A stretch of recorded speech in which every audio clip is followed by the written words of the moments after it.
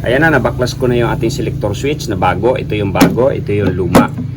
Okay, kung titingnan natin, no, sa mga bago lang po, ulitin ko sa mga bago ha. Kung titingnan natin mabuti, ang ating selector switch ay pareho ang terminal. 4 terminal. Okay, ito yung luma. 1, 2, 3, 4. So, 1, 2, 3, 4. 4 din na terminal.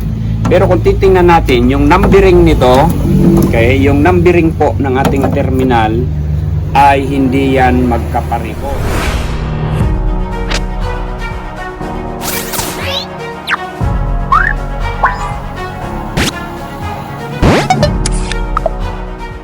Okay, ito yung 1, ito itong nasa gitna, 1, 2, and 4. Yung 3 natin ay bakante. Actually, ito yung sa fan, 1, 2, 4. At kung titingnan mo dito sa pinakang diagram niya, ayan, isang titingnan, kita ba? Okay, kita ba yan? Malabo na. Ayan, kung titingnan natin, no, meron diyang, ano to? LRA 3, LRA 12, LRA 17. O 14 yata to. Okay. So kung titingnan natin, ang nakakabit nito doon sa original talaga, itong gitna. Ito yung ito yung sa compressor. Itong isa na to, itong 4. Ito ang sa fan. Okay, high and low. Okay, high and low. So ngayon, dito sa bago, kung makikita natin, may pagkakaiba. Okay, ito yung 1, samantalang ito, ang gitna, yung luma, ito yung 1. Yung 2, yung kasunod niya, ito yung 4. So sa bago, ito yung 1, okay, ito yung 2, ito yung 3. Ang 4 naman ang bakante. Samantalang dito, sa luma, ang 3 ang bakante. So paano natin ngayon malalaman, alin yung sa high, alin yung sa low, na fan motor, alin yung sa compressor. So, ito automatic common na po yan. No, itong isa na to. Okay, so ipapakita ko po paano to i-check. Okay, para lang po sa ating mga bagong technician ito ha. Okay, so ito, paano po natin i-check yan. Okay, and then kasunod natin, paano naman natin i-check ang ating capacitor na ang gamit po natin ay digital. Okay, kung paano yan ma-check. Sa mga baguhan lang po, ulitin ko sa mga baguhang technician. Okay, sige, papakita ko po paano i-check natin itong ating selector switch. Nasaan ang compressor, nasaan ang high, nasaan ang low speed. Okay? Okay, so ang bali ang magiging tayo nito pag ganyan. Okay, hanapin muna natin ang off position. Okay? So sa off position, pag ginamit natin ang tester, dapat wala siyang contact lahat. So, siyempre yung isa, laging dito sa common. Okay, yung isa. And then, ang setup natin sa ating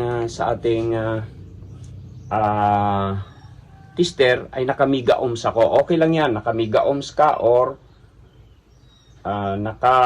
naka-ohms. Okay. So, yan. Sige, setup natin sa ohms or mega ohms. Okay lang yun, walang problema doon. Okay, so total ang kukunin natin, continuity lang naman. Yan. So, yun yung setup ko ngayon. Titingnan natin. So, una, yung isang tester natin nasa tawag dito.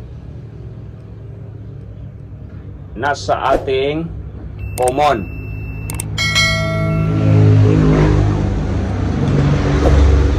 Okay? Nasa ating common. So, yan na po yan. And then, tingnan natin yung tatlong terminal. So, wala. Yung gitna, yung number 3, wala. Yung number 1, wala. Ibig sabihin, ito yung opposition niya. So, sa ating, tagging, ito yon. So, kaya nakaganyan siya. Kaya ganyan ang forma niya. So, yan yung opposition. Ngayon, tingnan natin kunin natin yung low fan. No, itong low fan na to. So, ibig sabihin, ikot tayo pa kanan. Ayan. So, tingnan natin ngayon, yan yung kanyang low fan. Okay, ang tinister ko ay yung 1. So, sa 1, meron po tayo, ayan, ang ating 3 ay wala, ang ating 2 ay wala. So, ipapakita ko ha. Ayan, may nakukuha po tayong, ayan, 2.5 or 3.7 ohms. Kita ba? So, ibig sabihin, ito yung may contact. Okay. So, nangangahulugan na itong 1 natin, ito yung low fan. So, hanapin natin ngayon, ang kasunod ay yung high fan.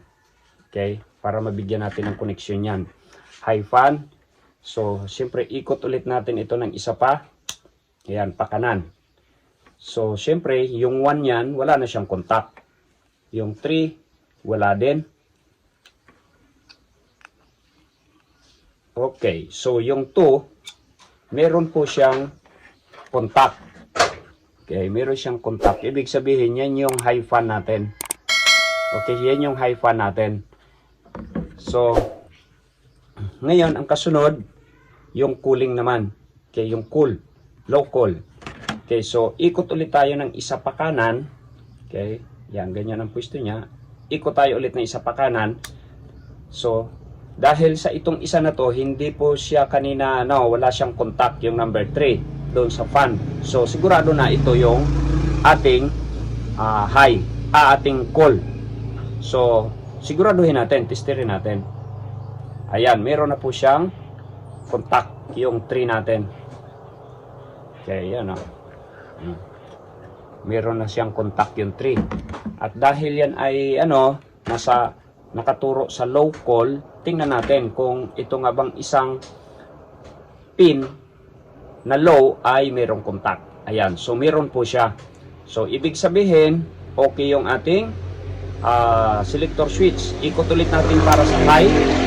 Okay, ito yung sa compressor ngayon. Ito yung call, confirm natin, siguraduhin ko lang. Ayan, meron. So, okay na po to. Ganun lang po yung pag-check. Okay, ganun lang po yung pag-check ng selector switch para sa ating mga baguhang technician. Ano po, yung mga nakakalimot na paano mag-check. Okay, so ayos na po tong ating selector switch. Ikakabit ko na po ito. Okay.